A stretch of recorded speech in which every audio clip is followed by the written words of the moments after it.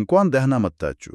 ዛሬ እንግዲህ በቀድሞ የሲአይኤ ሰላይ አንድሪው ቡስታማንቴ ትንታኔ ላይ ተመርክዘን የአሜሪካን የሰለላ ተቋማትን እንመለከታለን። አዎ፣ በጣም አስደሳችና ወሳኝ ርዕስ ነው። በተለይ ደግሞ ትኩረታችን ትራምፕ ያው የጸጥታ ፈቃዶችን የሻሩበት ምክንያት በሥራ ውስጥ ስላሉ ችግሮች እና ምናልባትም ስለሚያስፈልገው ማሻሻያ ይሆናል። በትክክል የቡስታማንቴ ትንታኔ እኮ ብዙ የተደበቁ ነገሮች ነው የሚገልጠው። የዛሬውም ዋና ዓላማችን እነዚህን ነጥቦች እያነሳን መወያየት ነው። እሺ፣ እንግዲያው ከመጀመሪያውን ጀመር አይደል? ምንጮቹ እንደሚሉት ትራምፕ አንድ ትልቅ ነገር አድርገዋል፣ ግን ብዙም እውቅና አላገኙም። ይሄውም የመንግሥት ሠራተኞች ሥራ ሲለቁ የጸጥታ ፈቃዳቸውን ይዞ እንዳይሄዱ መከልከላቸው ነው። ለምን አስፈለገ ይሄ? ዋናው ምክንያት ከፍተኛ ልምድ ያላቸው ባለሙያዎች ወደ ግል ዘርፍ እንዳይሄዱ ያው የአእምሮ ፍልሰት የሚባለውን ለመግታት ነው። እስቲ አስበው። እሺ፣ አንድ ከፍተኛ መኮንን በመንግስት ምናልባት በዓመት $160,000 እያገኘ ለብዙ ዓመታት ያገለግላል። አዎ። ጡረታ ሲወጣ ግን እንደ ቡዝ አለን ሃሚልተን ያሉ ግል ተቋራጮች $400,000 ሊከፍሉት ይችላሉ። በጣም ትልቅ ልዩነት ነው። እውነት ነው። ይህ ሁሉ ገንዘብ ለምንድን ነው ግን? ለልምዳቸው ብቻ አይመስልም? ዋናው ዋጋቸው ሁለት ነገር ነው። አንደኛ ያ አሁንም ሕጋዊ ሆነው የጸጥታ ፈቃዳቸው ቶፕ ሲክሬት ወይም ሲክሬት ክሊረንስ ማለት ነው። ሁለተኛው ደግሞ በኤፍቢአይ፣ ኤንኤስኤ፣ ዲአይኤ ውስጥ ለዓመታት የገነቡ ትልቅ የግንኙነት መረብ። ይህ በጣም ወሳኝ ነው። ፍቃዱስ አያልቅም ወይ? ሥራ ሲለቁ ያው ወዲያው አያልቅም። የሚያበቃው ወይ ሕግ ሲጥሱ ነው ወይም ደግሞ ያንን ፍቃድ የሚጠየቅ የመንግስት ሚስጥር ነክ ሥራ ለተወሰነ ጊዜ ሳያገኙ ሲቀሩ ነው። ስለዚህ የግል ተቋራጮች የሚከፍሉት ለዚሁ ለፍቃዱና ለግንኙነቱ ነው ማለት ነው። ልክ ነህ፣ በትክክል። እና ትራምፕ ያደረጉት ይህንን መንገድ መዝጋት ነው። እዚሁ ቆዩ ወይም ፍቃዱን አስረክባቱ ሂዱ የሚል አይነት ነገር። በትክክል ያው የአእምሮ ፍልሰቱን ለመግታት ነው። ግን ሌላም ምክንያት አለው ተብሏል። ምንድን ነው እሱ?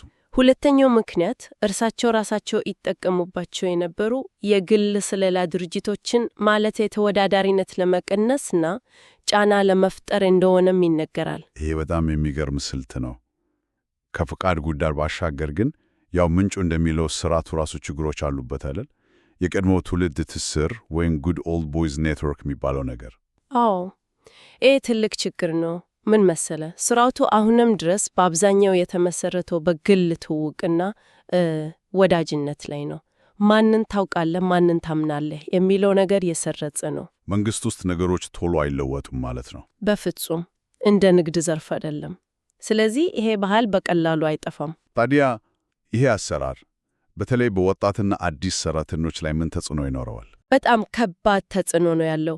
ምንጩ እንደሚለው በትራምፕ ዘመን እኮ ከ2016 እስከ 2020 ባለው ጊዜ ብዙ ወጣትና ብቁ ሰራተኞች ተስፋ ቆርጦ ለቀው። ለምን?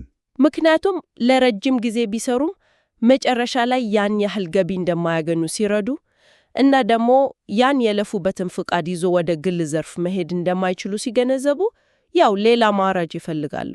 ከዛ በተጨማሪ ደግሞ ትራምፕ ሲአይኤን አያምንም ነበር ተብሏል። እውነት ነው። ይህ ደግሞ ሌላ ችግር ፈጥሯል። ምክንያቱም ሲአይኤ በፕሬዝዳንቱ ስር ስለሆነ ፕሬዝዳንቱ እምነት ከሌላቸው በጀት ይቀንሳል። ይህ ደግሞ የሥራ እድገትን ሁሉ ይጎዳል ማለት ነው። በእርግጠኝነት የሥራ እንቅስቃሴን፣ የደረጃ እድገትን፣ ሁሉንም ነገር ያውከዋል። የሚገርመው ግን የሥርዓቱ የመጨረሻ ግብ ምንድን ነው የሚለው ነጥብ ነው። አዎ፣ ያ ነው በጣም አስደንጋጩ።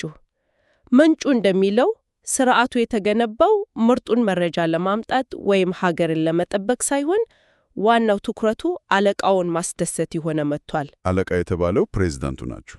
አዎ፣ ፕሬዝዳንቱን። ይህ በጣም አደገኛ ነው። ምክንያቱም አንዳንድ ጊዜ አለቃው መስማት የሚፈልገው ነገር ሀገርን ከሚጠብቀው እውነት ጋር ላይጣጣም ይችላል። ይህ ሁሉ ነገር የስለላ ማሻሻያ ኢንቴሊጀንስ ሪፎርም አስፈላጊነትን ያሳያል ማለት ነው። ማሻሻያ ሲባል ግን ምን ማለት ነው? ምንን ነው የሚያካትተው? ማሻሻያ በጣም ሰፊ ነው። ከደረጃ እድገት አሰጣጥ ጀምሮ እስከ መረጃ ልውውጥ እና ትንተና ያለውን ሂደት ሁሉ መቀየር ማለት ሊሆን ይችላል። ምንጩ አንድ ምሳሌ አለ። የአሸዋ ሜዳ ሳንድቦክስ ይለዋል።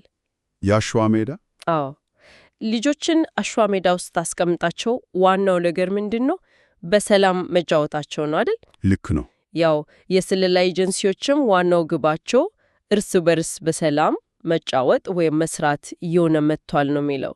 ከውጤታማነት ይልቅ መግባባት ይቅድማል። ግን ካልተባበሩስ?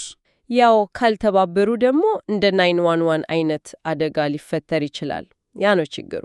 ሌላው ትልቅ ችግር ደግሞ የተጠያቂነት መጥፋት ነው መሰለኝ። ታዳጊ መኮንኖች መረጃ ሲያቀርቡ እንዴት ነው የሚዛባው? ያው ልክ እንደ የስልክ ጨዋታ ነው። ታዳጊ መኮንኑ መጀመሪያ ሪፖርቱን ያቀርባል። ከዚያ መካከለኛ አስተዳዳሪዎች ያው ለአለቃ እንዲመች ወይም ደግሞ ፖለቲካዊ ፋይዳ እንዲኖረው እያኑ ሊያሻሽሉት ይችላሉ። መረጃው ደረጃ በደረጃ እየተለወጠ እየተቀየረ ሄዶ መጨረሻ ላይ ለከፍተኛ አመራሮች ሲደርስ ከመጀመሪያው መልእክት ጋር ምንም ላይገናኝ ይችላል። በጣም ከባድ ችግር ነው። ታዲያ መፍትሄው ምንድን ነው? ይህን እንዴት ማስተካከል ይቻላል? ምንጩ አንድ ሐሳብ ያቀርባል። እሱም የታዳጊ መኮንኖች የመጀመሪያ ግምገማ ኢኒሻል አሰስመንት በሰነድ ተመዝግቦ እንዳይቀየር ማድረግ ነው።